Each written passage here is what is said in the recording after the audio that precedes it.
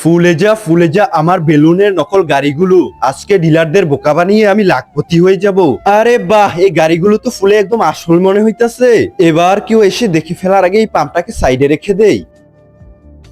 যখনই ব্যাপারীরা এই গাড়িগুলোকে দেখবে ওরা তো কেনার জন্য পাগল হয়ে যাবে।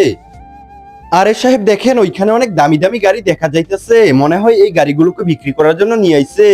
আরে এই ডিলাররা তো আমার গাড়িগুলোকে দেখতেছে, যদি ওদের গাড়ি পছন্দ হয় তাহলে ওদের কাছে গাড়ি বিক্রি করে দেবো। ছোট, এইখান থেকে যদি এই গাড়িগুলোকে কিনে নিতে পারি তাহলে তো আমাদের আর হাটে যেতে হবে না। সাহেব ঠিক বলছেন, চলেন গিয়া দেখি।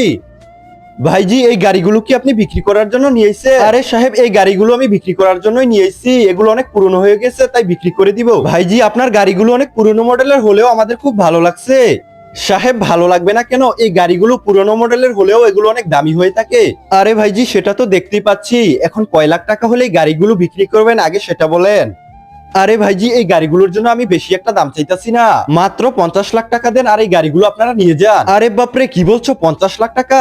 ছোট, এই গাড়িগুলোর চেয়ে 50 লাখ টাকা বেশি দামি নয়, এগুলো আমরা শোরুমে নিয়ে কোটি টাকা বিক্রি করে দিব। আরে ভাইজি ঠিক আছে, আমরা 50 লাখে আপনার গাড়িগুলোকে কিনে নিব, কিন্তু তার আগে আমরা আপনার গাড়িগুলোকে একটু দেখতে চাই। আরে আপনারা কি পাগল হয়ে গেছেন? আমার গাড়িগুলোর মধ্যে কোনো সমস্যা নেই, আর আগে আমার টাকা দিয়ে দিন, তারপরে আপনারা এই গাড়িগুলোকে খুব ভালোভাবে চেক করে নিয়েন। আরে ছোট, ও তো ঠিক বলছে, ওর টাকা ওকে দিয়ে দিব নাকি? আরে ভাইজি ঠিক আছে, ওর টাকা ওকে দিয়ে দেন। এই নিয়ে এখানে পুরো 50 লাখ টাকা আছে। ভাইজি, এখানে পুরো 50 লাখ টাকা আছে, আর আজকে থেকে এই গাড়িগুলো আমাদের হলো। হ্যাঁ, পুরো টাকা পাইছি। এখন আপনারা আপনাদের গাড়ি বুঝে নেন, আমি চললাম। আরে এখন তাড়াতাড়ি এখান থেকে পালাই। সাহেব, আজকে তো ওই হারামিটাকে ভালোই বোকা বানাইছি। আরে বাপরে, ও তো আমাদের বোকা বানিয়ে চলে গেল।